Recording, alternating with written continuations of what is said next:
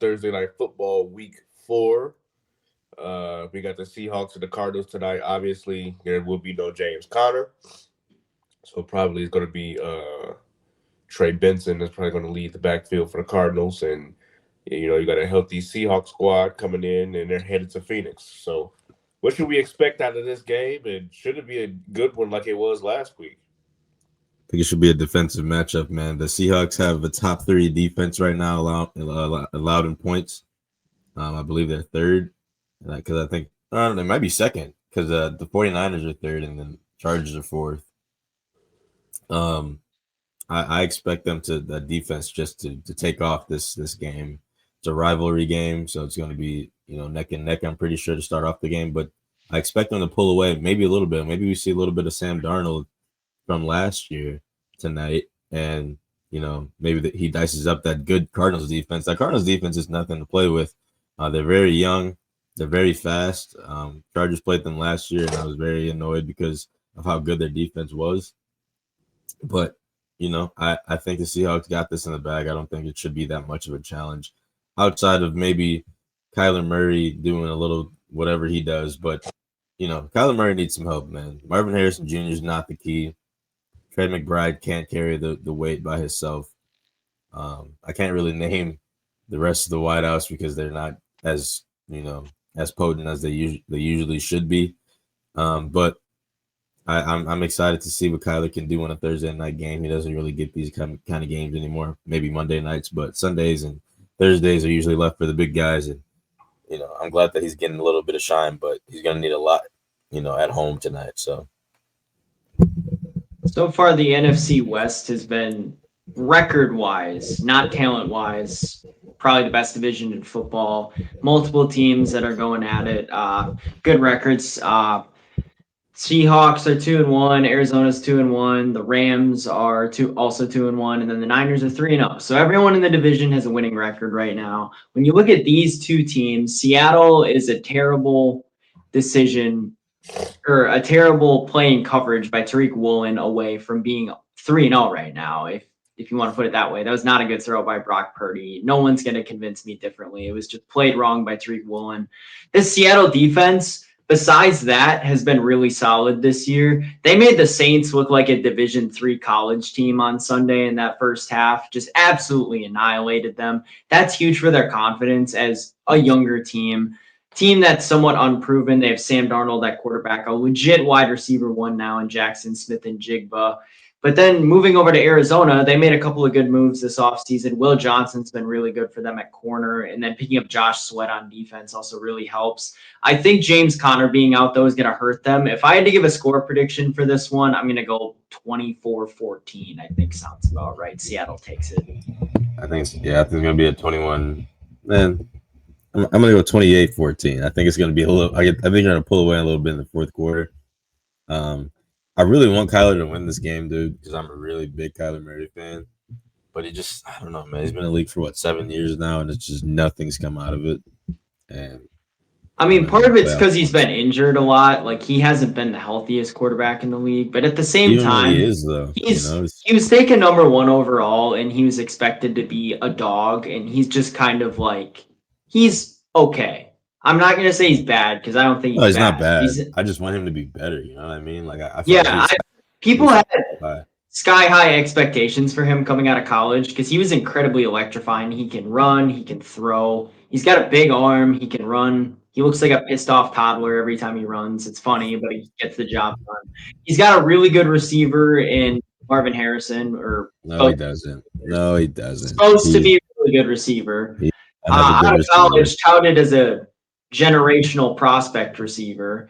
And then Trey McBride at tight end, who's one of the best tight ends in football. So he's got weapons to throw to. Besides those two, like you said, Nas, there's not a ton there. It's kind of the same with Seattle. Cooper Kupp is on the wrong side of 30, and it clearly starting to decline, falling off. But beyond that, I mean, the Rams have Kyren Williams that's running. Or why am I talking about the Rams? I'm dumb. Man, it's those third shift days. But Zach Charbonnet, I think, is out tonight, or at least questionable. So K9's probably going to get a full just a full workload for them tonight. He should probably get in the end zone at least once, I would think, and Seattle's going to take it. I don't think it's going to be comfortable, but it's definitely going to be enough to where they're not stressing most of the game. Jalen, do you think Kyler should have stuck with baseball? Yeah, I think so because even Dion said it. He said he should have picked up that baseball bat and not look back. Um, Money wise, for sure. I money mean, wise, for sure. the But money for being an average player in the NFL is so much higher than being an average player in the MLB. Sure, like the top guys like Shohei and Juan Soto, the contracts that they're making are more than the top in the NFL. But if you just look at average player, like I wouldn't say Kyler's bad or anything. He's like firmly entrenched in that mid-tier of quarterbacks. He's probably able to make 35, 40 million a year. And if you go over to the MLB, only like the very upper echelon of guys make 35, 40 mil a year. A good player probably makes 20 mil if I had to guess. yeah, I just feel that he's just too small. I mean, there's nothing wrong with being 5'10" a quarterback, but when you have a line that's like 6'2" and up, and you have to look over that, and you constantly have to throw to someone shorter, that's going to take a toll, especially when you always have to run too.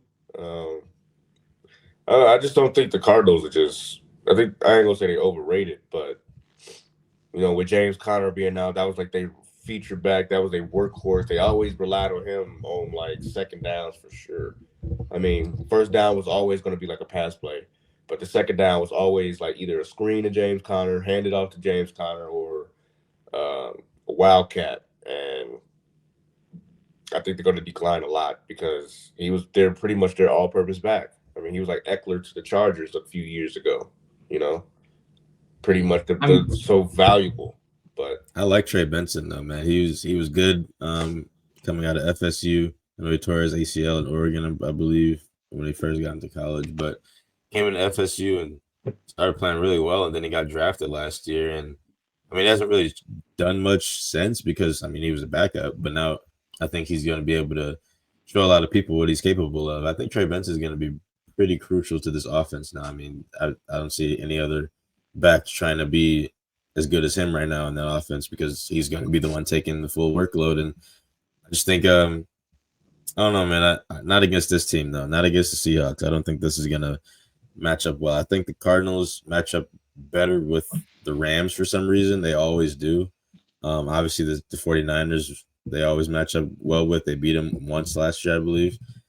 But I mean, their games against San Fran are always like dogfights, like low scoring, ugly. Yeah, Seahawks they never play that good against. I don't know, but again, Kyler Murray. I think for them to win, he's just gonna have to go crazy, and Marvin Harrison's just gonna have to catch. I don't know what his problem is. I don't know if he's lost confidence. I don't know if his coach isn't helping him out with the confidence. I don't know what is going on with Marvin Harrison Jr., but he's gonna have to step it up. A lot of people relied on him in fantasy. A lot of people relied on him as a fan to come out of college and be just great, like Brian Thomas did last year. And you just show something. You don't even have to win games, but just show that you're good. And I think that'll be enough to prove like, hey, I belong here. But right now, bro, I don't really like Marvin Harrison's game, bro. To be honest with you. And the Sam Darnold on the other side on primetime games now. I mean, he's pretty good. And I guess we'll see what else he does, but he's pretty. I just got the Seahawks, man. I don't know. I really don't want to pick them, but I think I have to in this instance. Yeah, I mean, with the Seahawks too, if you like for fantasy wise, if you got like I did, Smith and Jigba,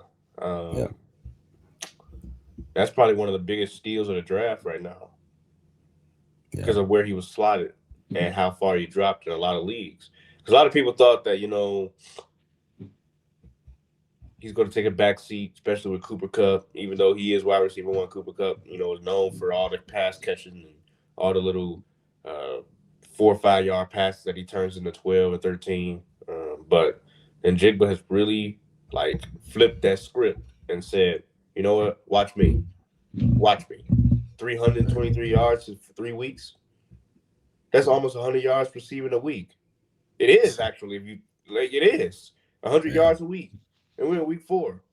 So we get to 17, week 17, or week 18, last week of the season, he could be at like 1,700 yards if he keeps this pace.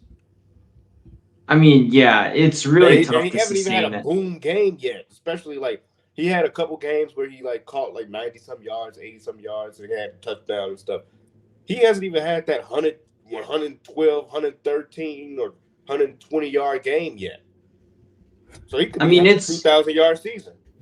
it's really tough to sustain that pace just for anybody. I mean, there's a reason why so few people have done it in NFL history. But yeah, I see what you're saying, Jalen. I think he's really taken over this year. Cup, the thing about Cup was he was always just really good. I don't know if it's because McVay was scheming him open, but he always found ways to be open without being like the best route runner, the fastest, or he was just always crafty and found open space, and Stafford was always just able to hit him in those open areas. Like in his Triple Crown season, I wouldn't say he was the fastest, he was the strongest, or he was the best route runner. He probably didn't even have the best hands either, but he found a way to be the Triple Crown winner and have the most yards, the most catches, and the most touchdowns. So his effectiveness, like his fall off, is a little strange to me. I wonder if it's just because, like, I mean, at least with the Rams, McVay focused more on getting Ncaa the ball the second half of the year. But this year, I just wonder if it's because whoever their offensive coordinator is isn't trying to scheme him open nearly as much. Look, I know we're talking about this Thursday night game, but I really want to talk about that Sunday night game we're about to get, Packers versus Cowboys. That's a nasty game. That's going to be funny because the Packers should blow them out, but we never know with them now. The Bears play the Raiders in Vegas, Jalen. That's a fun one. I don't know. It might be a shootout. I'm not going to lie. Geno Smith might light your defense up. Especially with the way I like how Caleb looks right now with Ben Johnson. The way Ben Johnson has that offense humming right now, even though it's the Cowboys and it's one game, we all get it. You know, it's small sample size against a bad team, bad defense, whatever you want to say. But the real fan is coming out of you, bro. No more Broncos talk. It's all Bears talk coming out of Jalen. Yep. Dude was going like this with that hat the other day. It always been Bears talk. It's just that it's never been nothing to be exciting to talk about. like it's always been we were blowing leads. Jalen, I'm not gonna lie. We had inconsistent play, and we had guys throwing 100, 200 yards in the first half, and looking like Drew Brees in the first half, and then the second half he looked like freaking Rex Grossman, like in the second half. So it's like, I mean, I mean, you always had the excitement. It's just that, you know, it was really not. I mean, you always had the exciting fan part, but it was just nothing to be exciting about. Got a little easy schedule coming up, I think, don't you? Pretty good schedule. You got the Raiders. They got some Saints. Oof. I mean, the Commanders are mixed in there, but yeah, Commander. I mean, if Commanders right there, yeah. If Jane Daniels is out for that game, though, which I don't think he will be at that point, but if he is, that's another game that's very, very winnable for Chicago. It's a Sunday night game, or is that Thursday night? Wait. Oh, that's a Sunday night. More national television. Do you have a bye week next week? It seems like the Bears never do well on national television. You might have a bye week next week, and then you. Both Green Bay and Chicago have a bye week 5. Okay, so you have a bye week next week, and then you go to Washington, and then you come home and play the Saints. Then you play the Ravens. Then you play the Bengals. That should be an interesting game. Then the Giants. So your schedule is not that bad. I mean, you have 2 winnable games next after this Raiders one, Commanders, Saints, and then you have the Ravens, which might get ugly. Then the Bengals is winnable in Cincinnati, though. I've never seen the Bears play in Cincinnati. That's gross. Then you play the Giants at home. That should be a win. Yeah, Jackson Dart might. I don't know. Then you go to Minnesota, play the Vikings. Then you come home, play the Steelers. Aaron Rodgers is going to light you up. That's a loss. Aaron Rodgers is going to light you up. I wish Aaron Rodgers was able to go back to Green Bay this year, dude. I ain't worried about this thing, bro. Is it the Panthers? I take it you guys play the Panthers this week? But yeah, I just need my Broncos to look like they were last year when they were playing against bad teams. I can't even say, because Bo Nix I'd rather the overthrows than the underthrows. Obviously, I'd definitely 1000% take an overthrow than an underthrow. But man, these balls are hitting their well. Pause. The, Yo, those are catchable balls. They're hitting their hands. Like, I mean, even though they're having to lunge out for them a little more, they're hitting y'all hands, man. But I mean, they right there. I ain't gonna say they're bad. You know, they right there. They took the Chargers, the leading divisional team, all the way to the end of the game. So that's all I can say about they did that. not. Yappy It was about 20-9 the entire second half. So last week we kind of talked about how I thought that the Browns could be a trap game. I don't know if I specifically mentioned it, but the idea was thrown out there. I don't think this week is a trap game. I'm going to be honest with you. I think we beat the Cowboys by 21 in this game. I Their really offense, think. no CD. Oof, you might be right. I was gonna say their Yeah, I offense is mean, Cowboys nasty. defense, Trayvon Diggs looks washed. Kenny Clark is playing. If he plays this weekend, he's playing hurt. He suffered an injury against Chicago. There's not a lot of playmakers left on that defense unless Deron Bland plays, which I don't think he is. Hot take: Um, Trayvon Diggs was never good, in my opinion. unless Jordan Love just has one of the Jordan Love games that you know he's capable of having, where he just tosses 3 picks and turns into prime Brett Favre. And the Packers defense, for some reason, lets up in that game. Like Micah just gets stonewalled by the wall of Tyler's up there. Otherwise, I just don't see this game being close. I think with Cleveland, they had that defensive factor. The dog pound is a bit of a tougher place to play. There's no game wrecker on Dallas. And the only game wrecker that they truly have is out on the sideline with the high ankle sprain right now. I just don't see. Maybe George Pickens might catch a touchdown. Jalen Tolbert might have a couple He might break out good a little bit plays. these next Yeah, 2 weeks. you never know. But I mean, and Javonte Williams has looked better this year than he did last year with Denver running the ball. I can't see Dallas hanging with Green Bay in this game. I got to go with like 35-14. I think it's going to be a blowout. This could backfire horrendously on me come Tuesday next week, but this is just my thoughts right now. How many sacks do you think Michael Parsons is going to get? Over 1 or less than 1? I think he's going to just get 1. I think the thing about Parsons is other teams are paying so much attention to him. Rashawn Gary is the leader in sacks in the NFL right now with 4.5. So I think because teams are double and even triple teaming Micah at times, it just frees up like guys like Lucas Van Ness, Kingsley Barre, Rashawn Gary, even the interior D linemen like Devontae Wyatt and Colby Wood. It just frees them up to get more pressure on the quarterback. And those are the guys that are benefiting more. And Micah's stats aren't showing up on the stat sheet necessarily, but his impact is being felt through their production. What are your guys' locks for the weekend? I want to get your guys' real quick, just in case you guys aren't on tomorrow. I gotta take a look at the schedule. Not gonna lie. All right, look at the schedule quick and give me your lock, yeah, Chris, your get upset. Your locks in, give me your lock, your upset, and then your shocker game or your big game. The big game of the week. It's like we're back in those 9:30 sports meetings. Oh yeah, give me your big game of the week, like the one that you're most excited for. Obviously, outside of the Packers Cowboys, give me your lock and then your upset. So lock. I got to go with Chargers over Giants. I just don't see New York winning that game. Either that or, I mean, the easiest answer is Saints-Bills. Bills over Saints, obviously. Okay, real quick. If you are impressed by the Bills right now, you are mistaken. I mean, they are literally. I'm not, but they're playing against basically not you, just like anybody watching right now. If you are impressed by the Bills right now, you should not be. They're in the easiest division football. They have the easiest schedule as a number 1. Which made no sense. They're number 1 in their division, and they play a 4th place schedule right now. I mean, if you're impressed right now, they literally have a chance to go like 12-0 right now because they played no one. I know they played the Ravens, but even that was a struggle for them to win. And they struggled to beat the Jets, so I'm just not impressed. Josh Allen, sure, he's great, but he's not playing anybody. Let's be honest, but. Whatever. I'll leave that here. Okay, go to your upset. So upset, just looking at this.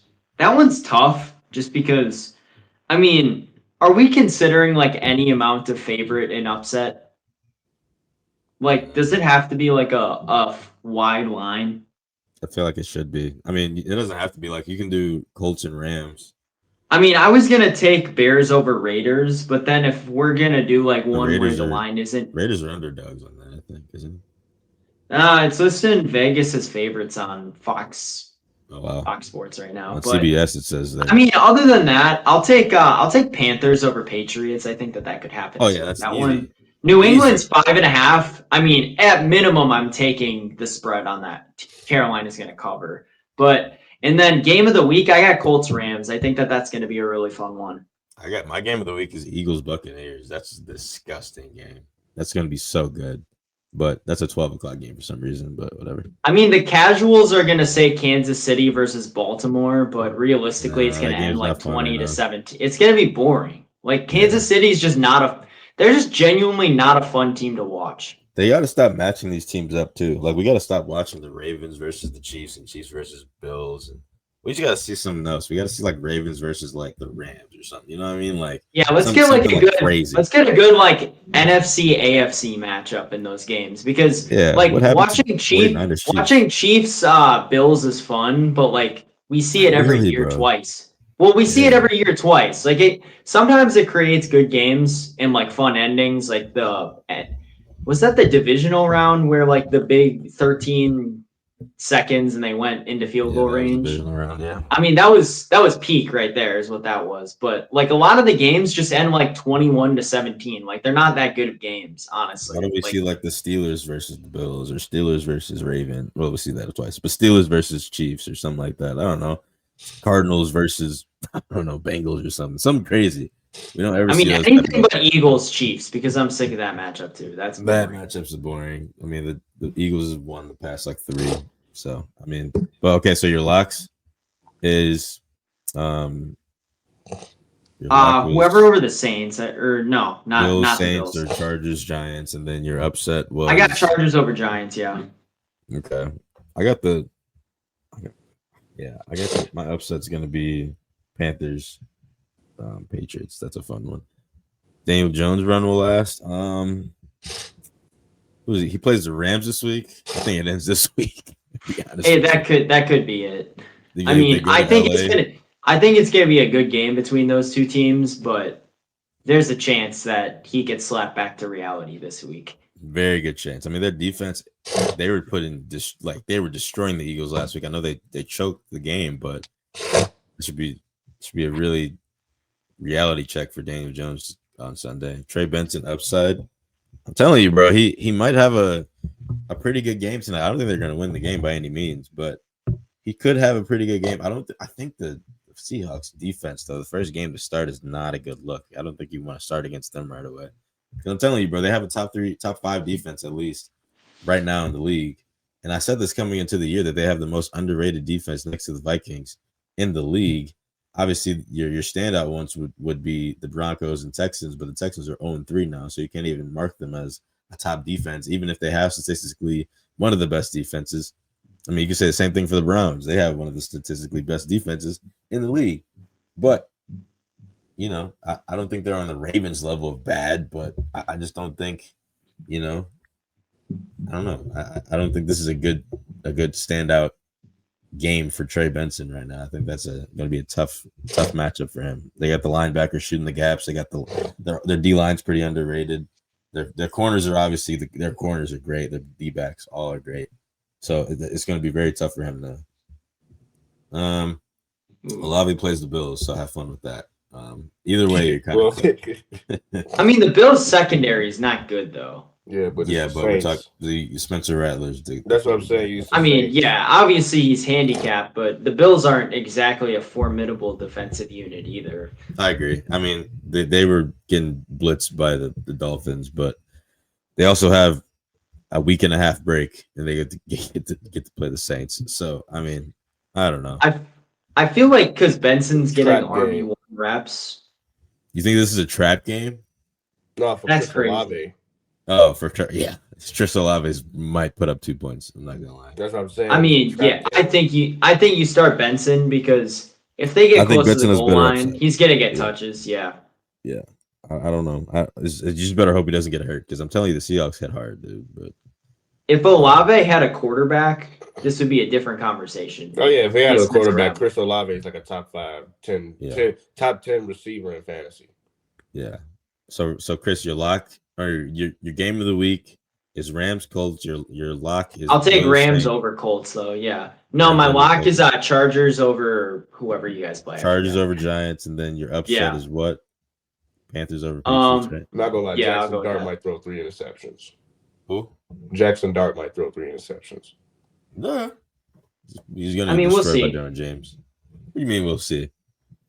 I mean, he's good. I mean, the I don't think Chargers he'll throw defense 3. is an actual formidable defense. Like, It's disgusting. Yeah, it's a tough it's an defense actual to go up good. against. And then they didn't even have Khalil Mack last week, so it's like they're going to actually be a formidable defense. Like, You know, he's and gonna then you come got a back rookie later in the quarterback season. coming in there. Yeah, that's like barbecue chicken.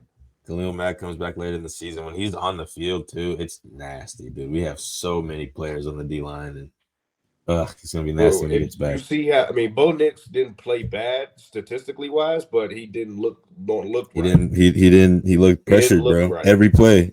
He didn't look right. He just missed. Like he just a little touch overthrown on every ball that was open on all of those touchdowns. Just a touch every time. There's like 3 wide open, like 3 touchdowns that he should have easily had, and he said that never happens in our defense either, which is crazy. So, you think a rookie quarterback gonna be able to fit it in them spots? You drop Pretty good, but I don't know if he can do all that yet. But